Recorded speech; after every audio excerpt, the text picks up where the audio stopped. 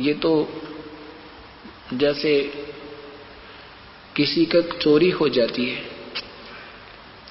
और कोई बताने वाला कहता है आकर के भाई तुम्हारे चोरी होगी है और पता नहीं कितना नुकसान हुआ, अपना घर संभाल जाके।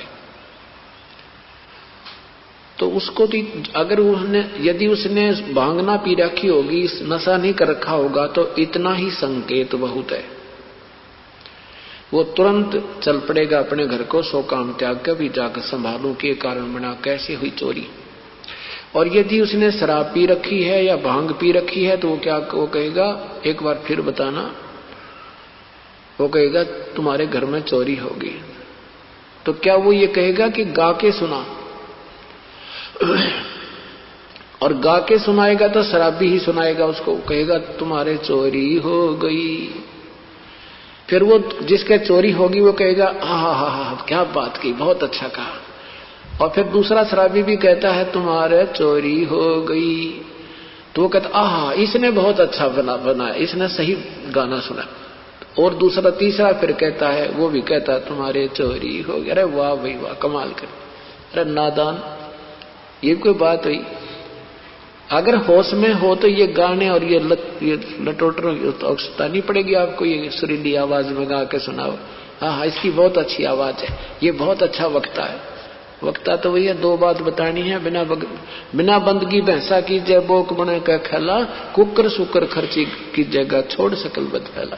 इतना संकेत बहुत है कि अगर भक्ति नहीं की तो पशु बनोगे और फिर ऐसी दुर्गति होगी, ये बुराई त्याग दो, सब बदफैल त्याग दो।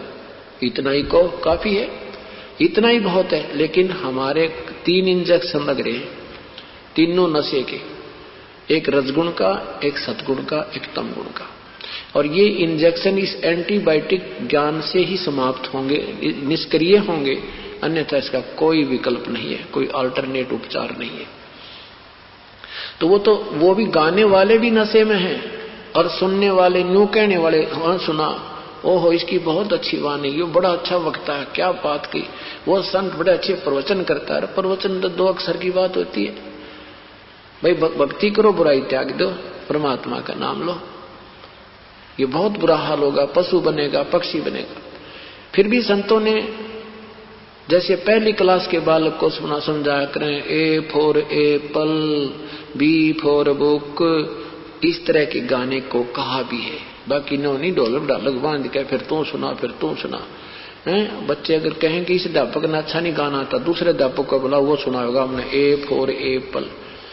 तो ये हम कति भक्ति मार्ग से घने दूर कर रखे हैं और हमें परमात्मा पाने की रुचि तो है, लेकिन हम उसको दूसरी तरफ से लगा देते हैं। फिर हम उनकी तरफ देखने लग जाते हैं, अब के वो गाना बढ़िया गाएगा, अब वो अच्छा गाए। ऐसे हमने देखा 10-10 बैठ जाया करते एक स्टेज ला के, एक उससे बढ़िया गाने की चेष्टा करता, प्रशंसा के पात्र होने के बाद। फिर दास ने देखा ये तो सब ड्रामा हो रहा है। फिर संतों की वाणी पढ़ी उन्होंने, फिर क्या बताया हमारे को, फिर उस आधार से इनकी गाइडलाइनों पर दास चला तो आज सफलता प्राप्त हुई। तो इस प्रकार आप 2 अक्षर की बातें होती है, स्वयं पढ़ो और स्वयं पढ़कर इन वाणी को फिर आपकी आंखों में आंसू आएंगी, स्वयं आप महसूस करोगे तो आनंद आएगा। दूसरी आपने तो फिर उनकी सुरीली आवाज प्यारी लग रही है, आपको ये नहीं मालूम उस वाणी में कहा क्या है। आपको तो उनका वो अलगोजा अच्छा लग रहा है, वो हारमोनियम जो उसने गाने की बड़ी जिसकी सुरीली आवाज, आपको केवल वो पसंद है, ये नहीं पसंद आपको ये ज्ञान इसमें कहा क्या है। थोड़ा मंदा कर भाई, थोड़ा मंदा कर, संभाल कर रख। तो ऐसे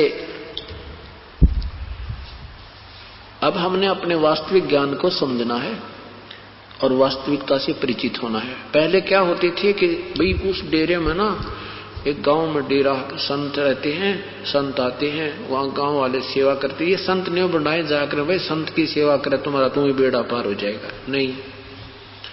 ये तो हमने जैसे संत कर रहा है ऐसे करना पड़ेगा, जैसे गुरुजी कर रहे हैं ऐसे हमने करनी पड़ेगी, तब हम पार होंगे। तो ये ड्रामाबाज जितने संत हैं ये क्या कहा करते, अब सेवक तो सेवा से पार हो जाता है, संत की सेवा करता रहे। तो एक गांव में ऐसे ही सेवा करा करते, क्योंकि जैसा ज्ञान दिया गया उसी पर भोली आत्मा दृढ़ हो जाती है। तो समझदार वो गांव के लोगों ने क्या देखा कि जो संत ज्यादा भक्ति करता है ना रात को, उसकी सेवा करने से घना लाभ होता है। ठीक है, कोई भक्ति कर रहा है विधिवत, उसकी सेवा करोगे आप तो थोड़ा बहुत राहत मिल सकती है, लेकिन आप कल्याण नहीं हो सकता। जैसे किसान है और किसान ने अपनी खेती बो रखी है और वो खेती काट रहा है, एक उसका मजदूर है, वो उसके निकालने के बाद वो कूड़ा कुरकट रह जाती है, उसने कूटे, उसमें से दाने निकालो, वो कितना गुजारा होगा उसका। तो संत कहते हैं आप सेठ बनो। तो क्या होता है, तो उन ड्रामेबाजों ने देखा, वो रात्रि के में सत्संग यानी वो भजन करते हैं, तो श्रद्धालु लोग न्यू देखा करते। उन्होंने एक ऐसा अपना दृष्टिकोण बनाया संतों भक्तों ने, भाई जो शीघ्र रात में सुबह जल्दी उठता है ना संत, और जो पहले नहाता है स्नान करता है, तो वो सही भक्त है, वो ज्यादा भक्ति करता है, उसकी सेवा करने से हमें ज्यादा लाभ मिलेगा। तो क्या देखा एक कि जो पहले उठता था स्नान करके अपना कोई कपड़ा उपड़ा जो नहा के धो के सुखा देता था, उसकी पहचान कर लेते थे कि जी किसका कपड़ा है, बता देते थे फलाने संत का है, वो उस कमरे में बैठा है। तो सभी उसके पीछे उसी की सेवा में लग जाया करते, भाई वो वक्त से उठता है और भजन करता है, इससे ज्यादा लाभ मिले। तो एक पाखंडी सा और संत आ गया उससे के साथ, उसने देखा भाई सारे इसकी सेवा कैसे करते हैं, ये तो बेवकूफ को इतनी भक्ति भी ना करता दिखता, हम भक्ति भी करते हैं, हमने ये पूछते हैं कोई नहीं। तो उसने देखा कि यू वक्त से उठता है और कब सुबह नहा लेता, वक्त से नहा कर यू फिर सो जाता है, और ये नहीं सोचे यू भजन करता होगा, इसका कपड़ा टंगा दिखा है तो ये इसकी, इसलिए ये इसकी सेवा करते हैं। तो उसने क्या किया, इसी सर्दी में वक्त से नहा तो जाता नहीं भाई, उसने ये सोचा कि नहाता मैं सकता नहीं इतना वक्त उठ कर सर्दियों के दिन, वो क्या करे, एक कपड़ा पानी में धोकर अपना लंगोट और सुखा दे और आप सो जाओ, फिर उससे भी पहले टांग दे सुखा दे। तो उन्होंने देखा भाई श्रद्धालुओं ने, हाँ भाई ये साधु वक्त उठता है, तो वो सारे उसने छोड़कर उसकी सेवा करने लगे। तो वो कहने लगा ना काटा ना तेरा रोग है, हाँ अब तो मतलब मैंने पता लग गया कैसी कहानी है सारी। तो हम ऐसे मूर्ख बना रखे इन्होंने, अब हमने स्वयं सावधान होना पड़ेगा और परमात्मा पाने की विधिवत जो है ना मेहनत करनी पड़ेगी, प्रयत्न करना पड़ेगा। अब कौन है वो परमात्मा, कैसा है वो प्रभु। एक समय की बात है, एक शेख फरीद नाम के एक महापुरुष, मुसलमान, पवित्र मुसलमान धर्म में उनका जन्म था। अब जिन्होंने परमात्मा चाहिए वो उसको आभास होता है, वो चलता रहता है, वो कि संतों से भी मिलता है और अपनी परंपरागत पूजाएं भी करता रहता है। शेख फरीद जी बचपन में बहुत नटखट थे, बहुत शरारत करते थे। उनकी माताजी बहुत दुखी हो जाती थी, रोज उलाने आया करते थे, 2 मिनट भी घर में नहीं टिका करता। तो उसकी माँ ने सोचा इसको कैसे इसको टिकाऊं, भी कैसे यो बाज आवा शरारत करता है। तो उसने कहा बेटा तू भगवान भजा कर, अल्लाह को याद किया कर, नमाज कर बेटा, जा तुझे नमाज करना सिखाती हूं। तो श्री शेख फरीद जी ने कहा कि मुझे क्या मिलेगा मां, क्या देगा अल्लाह मुझे।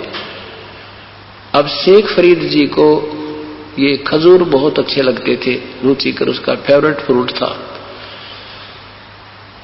तो मां ने कहा बेटा तुझे अल्लाह खजूर देगा। कितने देगा, खूब कितने खाना। तो सच, कहां सच, कैसे देगा बता मुझे, कैसे करते हैं नमाज।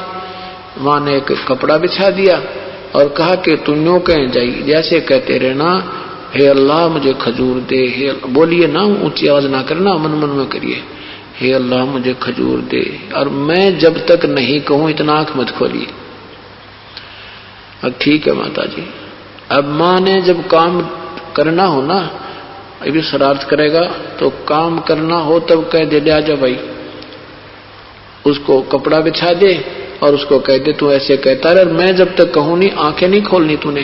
अच्छा माता जी, नहीं तो अल्लाह खजूर नहीं देगा तुझे। ठीक है माता जी। अब मां ने क्या सोचा कि अपना एक आधा किलो खजूर मंगा कर रख लिए, ला के तोड़, खजूर बहुत होते थे पहले, तो वो तोड़ के ला कर रख लिए और उसके आसन के नीचे, कपड़े के नीचे पत्ते में डालकर रखते और अपना काम कर लेना पूरा। फिर उसको कह दे उठ बेटा, उठ ले, तो उठ लिया, आ जाए तो इधर आ जाए, उठ ले बेटा, उठ लिया। उसने देखा खजूर तो नहीं मिले, अपनी माँ को उल्हाना देता है कि माँ आप तो झूठे हो, अल्लाह ने खजूर नहीं दिए, अब कभी नहीं करूंगा नमाज में। माँ ने कहा बेटा अल्लाह से ऊपर थोड़ा ही रखता है, वो तो गुप्त देते हैं, छुपा कर देख, तेरे कपड़े के नीचे तो नहीं रख गए होंगे। उसने कपड़ा उठा के देखा कि माँ सचमुच, ओहो अल्लाह ने खजूर दे दिए, अल्लाह ने खजूर दे दिए। साथियों को बताता फिर, कूदता फिर, खा, वो खा लिए। फिर कहता माँ अब बता फिर कब करनी है वो नमाज। अब माँ ने ठीक है बेटा, जब उसने बता, डट जा, बता दूंगी, थोड़ी देर रुक जा। जब वो ज्यादा शरारत करता दिखा, उसका काम का समय हो, जब वो उसकी चादर बिठा दे और बचा दे और थोड़े से खजूर रखती रही। ऐसे सिलसिला 10-5 दिन चला। एक दिन माँ वो खजूर रखने भूल गई, याद ना रहा, याद नहीं रहा तो वो खजूर खाता हुआ आ रहा। माँ ने कहा कि उठ ले बेटा, वो न्यू तक कह दिया उठ ले बेटा, और वो उसको फिर याद आया तू तो खजूर रखने भूल गई, निकम्मा कभी नहीं करेगा। तो वो उठा, उसने कपड़ा उठाकर देखा और खजूर उठाए और खाता आने लग रहा है। कि माता जी ने कहा अरे खजूर कहाँ से लाया तू? वाह भाई वाह, माँ वाह, रोज ही देता अल्लाह मुझे खजूर, अल्लाह खजूर देता है। उसकी माँ हैरान है कि आज तो मना खजूर रखे नहीं इसके लिए। जो करिए भगवान, हे परमात्मा, अपना बड़ी रखी, बड़ी हो मेरी इज्जत रखी, और यू कत्ती नहीं मानना हो जन्ने इसको अल्लाह खजूर मिलता। कहने का भाव ये है कि ये कुछ पिछले संस्कार थे उस प्यारी आत्मा के। अब उसको इतना दृढ़ विश्वास हो गया जब अल्लाह खजूर दे सकता है तो भगवान अल्लाह तो सब कुछ दे सकता है। इस उद्देश्य से संतों ऋषियों के पास जाने लगा। उनको एक अनाड़ी सा संत टकरा गया मुसलमान धर्म में, एक फकीर फकड़, और वो उसने भगवान की प्राप्ति तप से मान रखी थी। अब ये बातें ज्ञान की तो ये संत ऐसी गजब की बातें सुना देते हैं, आत्मा को खींच लेते हैं और आत्मा में प्रेरणा भी पूरी भर देते हैं, पर वे ऑफ वर्शिप बिल्कुल गलत होती है। अब यही चक्कर पड़ा रहा। साधकों की कमी नहीं, परमात्मा चाहने वालों की कतई कमी नहीं, परंतु मार्ग की त्रुटि रहेंगी। अब शेख फरीद ने घर भी त्याग दिया परमात्मा के पाने के लिए, उस संत की बातों सुनकर। संत जी ने तपस्या आधार बता दी, बेटा जितना कष्ट शरीर को दोगे उतना भगवान निकटाएगा, अल्लाह निकटाएगा। अब जैसे गुरुदेव ने तपस्या और तपस्या से, तप से, घोर तप से, हठ योग से प्रभु पाना बताया था, तो संत ने, भक्तों ने शुरू कर दिया। एक आश्रम में 4-5 जने रहते थे भक्तन, और उनके गुरुदेव हुक्का पिया करते थे। और गुरुदेव इतने आदी थे हुक्के के, खाना खाते ही शाम के समय यदि हुक्का ना मिले और 5 मिनट लेट हो जाए तो डंडा उठाकर उन सेवकों का डंडे ठोका करते। सेवकों ने अपनी ड्यूटी ला रखी थी कि आज सोमवार को तेरी ड्यूटी, रविवार को तेरी, मंगलवार को तेरी, ऐसे सबने बांट रखी थी। और उधर से शेख फरीद जी अपने गुरुदेव की हर आज्ञा का पालन करते थे। और शेख फरीद जी, वैसे तो संत को सारे बच्चे अच्छे लगते हैं, लेकिन हर एक दूसरे के मन में ये हो गया कि सुरगुरु जी जो है शेख फरीद को ज्यादा प्यार देते हैं, और भाई इसको गुरुदेव के हृदय से उतारना चाहिए। उन्होंने इस ईर्ष्यावश, जिस दिन शेख फरीद की ड्यूटी आई सेवा की, और उस दिन उन्होंने, शेख फरीद पहले अग्नि तैयार करता था हुक्का बनाने खातिर।